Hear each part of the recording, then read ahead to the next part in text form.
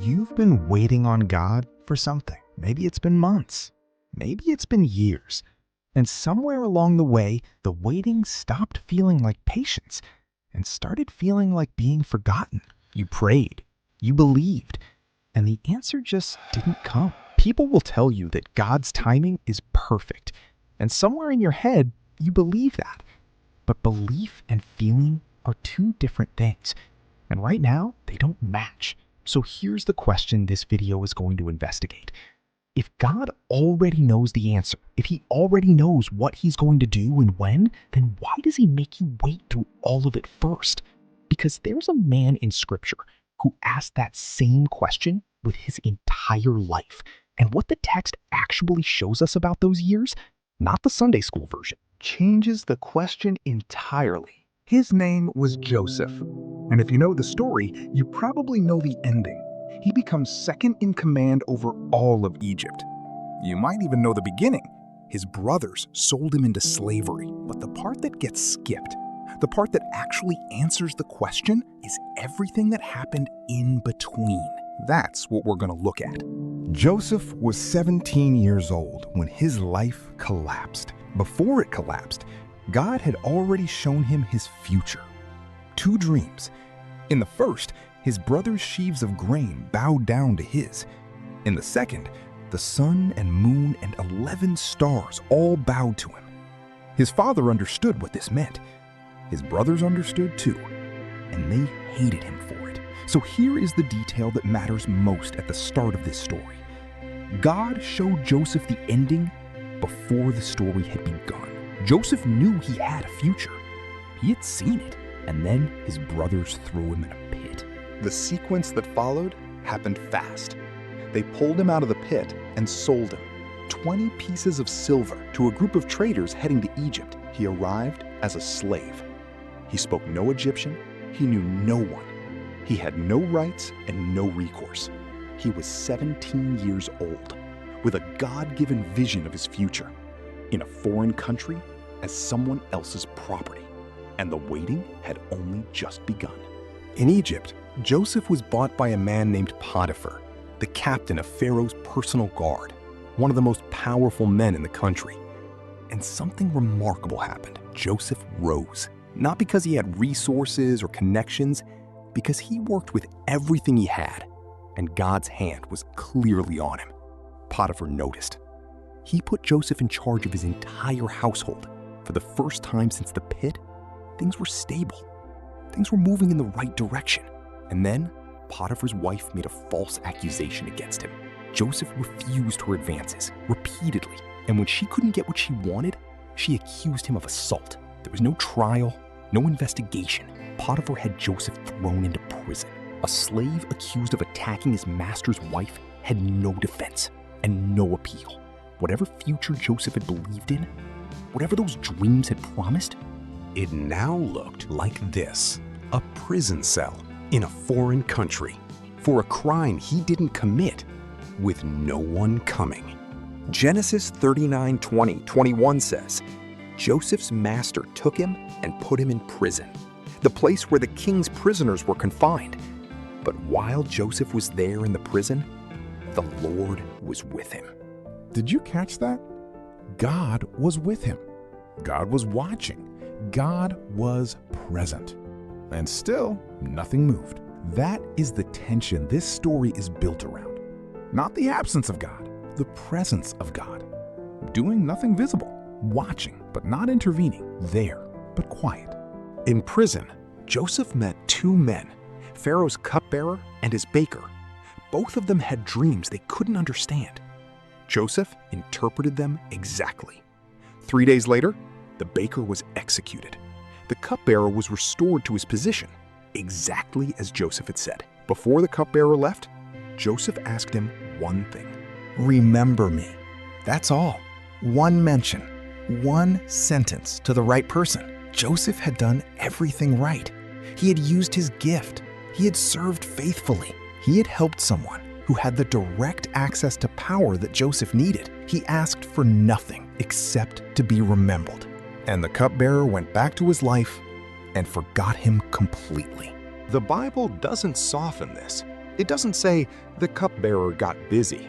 It says he forgot. And then, this is the detail that matters. Genesis 41 opens with 4 words.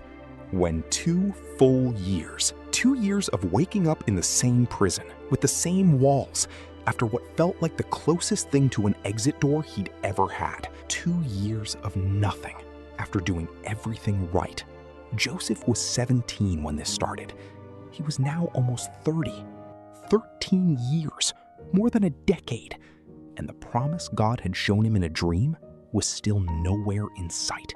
Here's where the investigation gets interesting.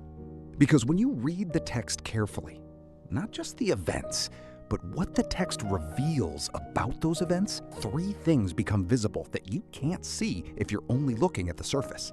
The exact ability Joseph used to interpret the cupbearer's dream, that was the same ability Pharaoh desperately needed 2 years later when no one else could help him. If the cupbearer had remembered Joseph immediately, Joseph would have been released as a freed slave with no access to Pharaoh's court, no crisis to solve, and no reason for Pharaoh to trust him with anything. The cupbearer's forgetfulness wasn't a failure of the plan. It was the lock on the wrong door. The right door hadn't opened yet, because the crisis that would open it hadn't happened yet. Read the Genesis account carefully, and you'll notice something. In 13 years, through betrayal, slavery, false accusation, and being forgotten, the text records no bitterness from Joseph, no spiritual collapse, no abandoning the character he carried from the beginning. And here's why that matters. When Pharaoh finally calls him from prison and asks if he can interpret dreams, after 13 years of nothing, Joseph's first words are not, "It's about time." They are not about Joseph at all.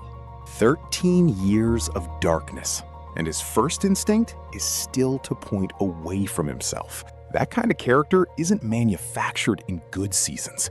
It's forged in long ones. The waiting didn't just preserve Joseph for the position, it built the person the position required.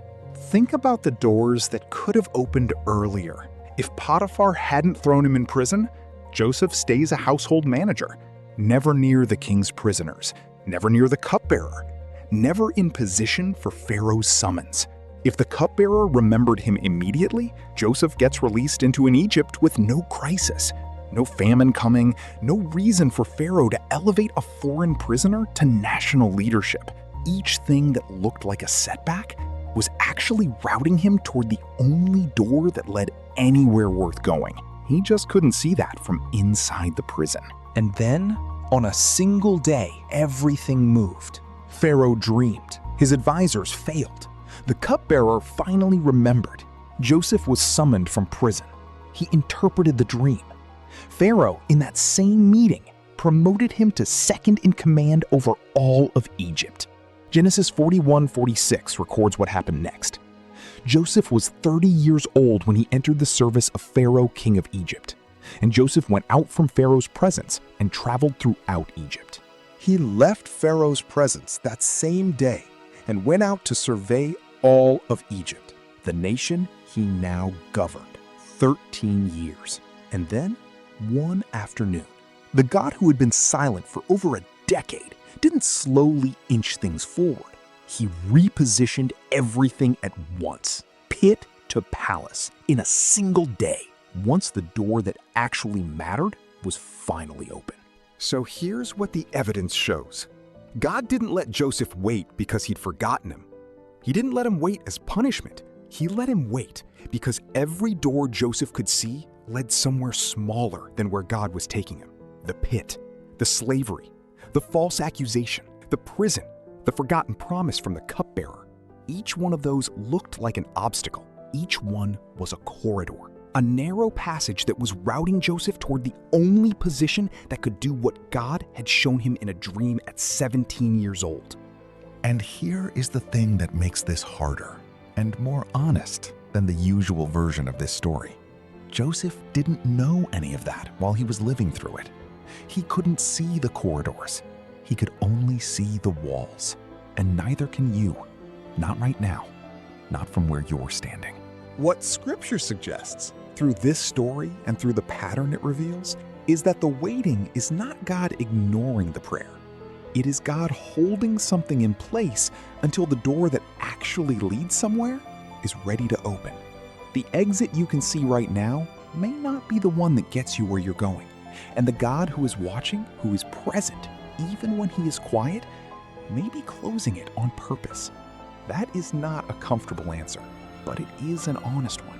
And if Joseph's story is evidence of anything, it's that the door worth waiting for is worth every year of the wait.